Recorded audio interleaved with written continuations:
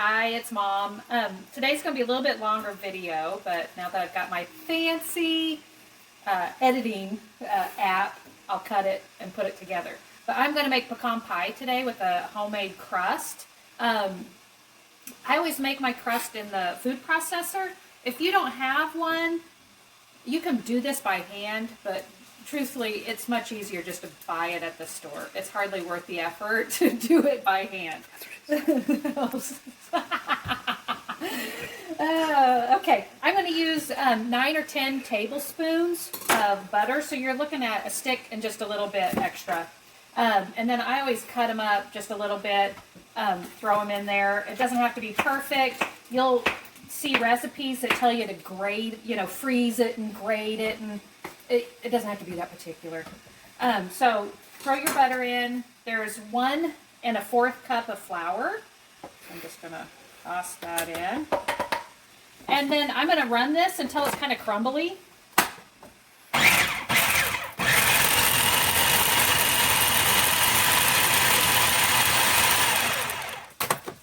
So it looks like this. I have a teaspoon of salt, a teaspoon of sugar, and a 1/4 teaspoon of baking powder. Make sure it's baking powder, not baking soda. Just dump them in there. And you could have done this with the flour, which is totally fine.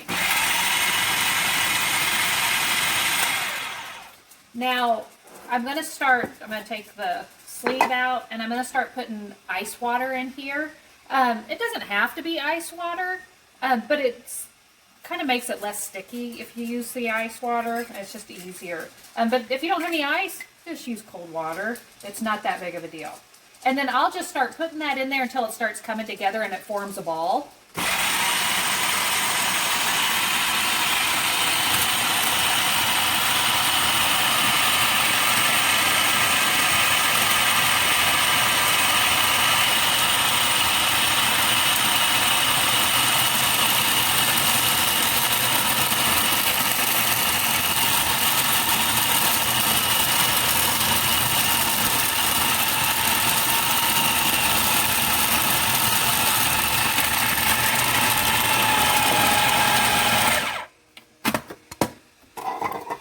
It's too close.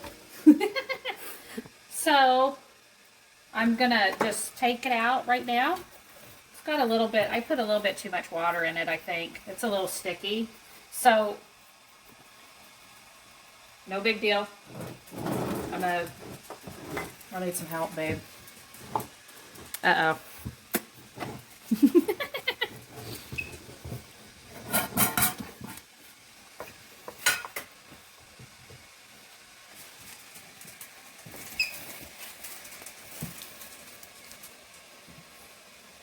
That's going to be too much, I have a feeling. But then I'm just going to knead it in until it's kind of nice and soft and not so sticky. Might not be so much. It's pretty forgiving, so and it gets sticky, and I've got one of these fancy scrapers here. You can. But then I'm just going to knead it until it's not as sticky.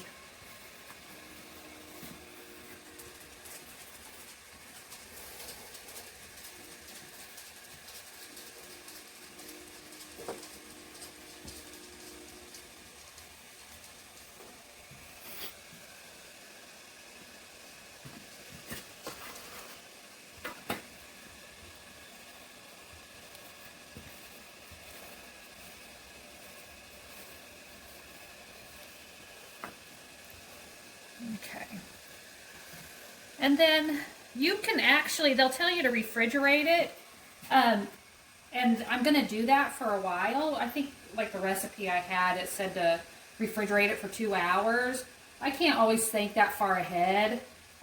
So you can use it right now. If you use it right now, I don't roll it out. I just put it in the pan and then use my fingers to press it out to cover the sheet. Or I'm sorry, not the sheet, but the pie dish.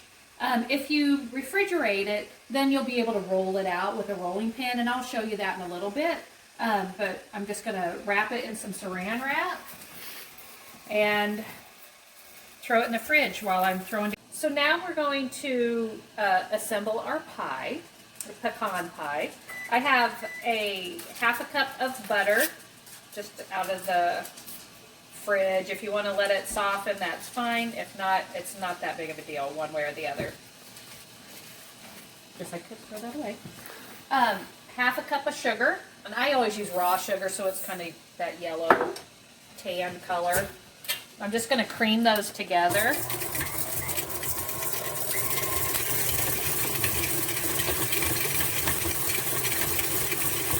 Throwing stuff everywhere.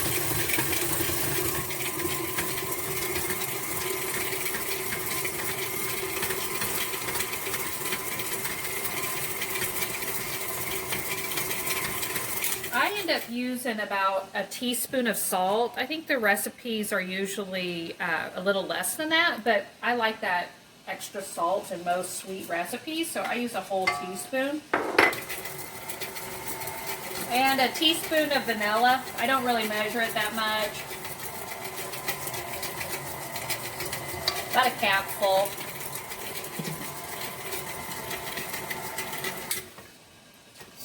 And then 3 eggs. They'll tell you to beat the eggs in there one at a time. I'm usually not that particular.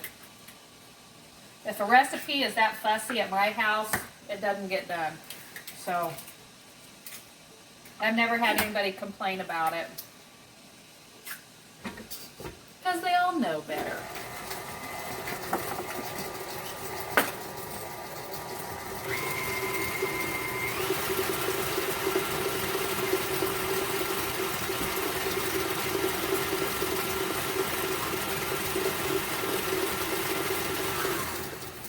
And then it's 1 cup of dark corn syrup.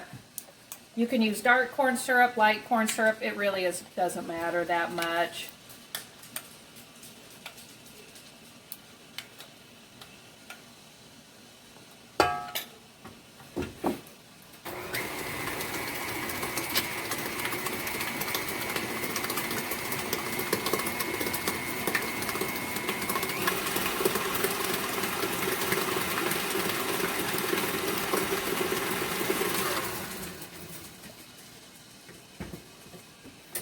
And then dump your pecans in. If you're really wanting to impress somebody, you can toast them in the oven at kind of a low temperature for not very long, like 10 minutes. You got to really watch them because they're super easy to burn. I'm not toasting mine today. And a lot of times recipes will call for just 1 cup. I found that I like 1.5 cups to 2 cups. This is 1.5 cups, but these pecans are pretty big. So I'll kind of see after I make the crust what the level is, and if I feel like I can fit more pecans in there, I'll put more pecans. So, and I always stir these in by hand because I like them whole. I don't like them broken up. I just think it looks better. So this is ready to go into the pie dish. I'm going to grab my pie crust. It's still pretty soft. I, probably could have left it in the fridge longer. The recipe that I have that I'm going to attach is just for 1 crust. So if you're making like an apple pie or something, you'll have to double the recipe. And then if you just kind of turn it, quarter turns, that will kind of make it in that circular shape. And this crust is super flaky. It's really, really good. If you have the time and the equipment for it, the homemade is so much better. But, most people can't tell the difference between homemade and store-bought. So if you buy the store-bought, no big deal.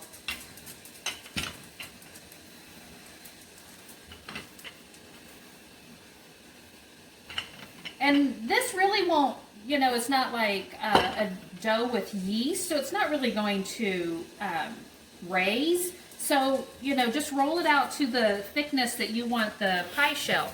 This is kind of, I don't know, 1/8 of an inch or so. And there's going to be spots that are a little bit thicker than others, and once the pie's in there, you're not going to be able to tell.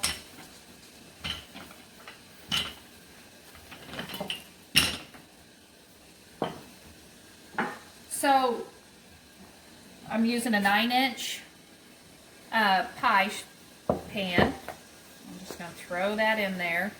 And then I'm just going to kind of use some soft fingers and push it into the corners.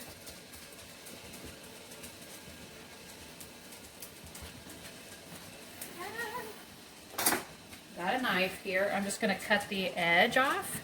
And then I just kind of use the edge of the pan as a guide. And so I just kind of cut that off.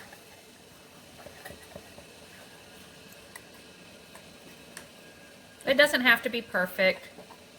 It's no big deal.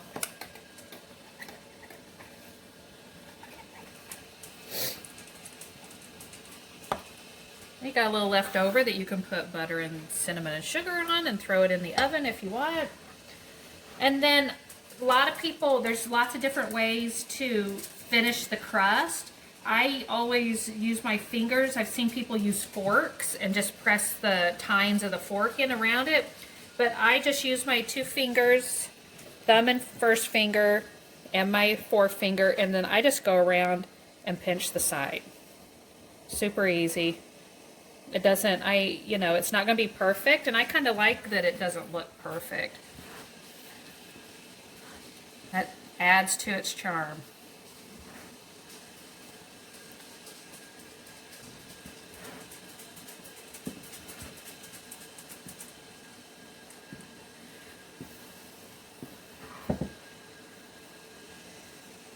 Okay, there you go.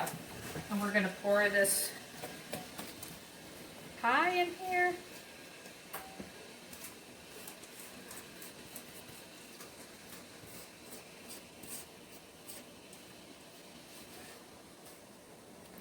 And all the butter is not necessarily all mixed up in there. It'll be fine.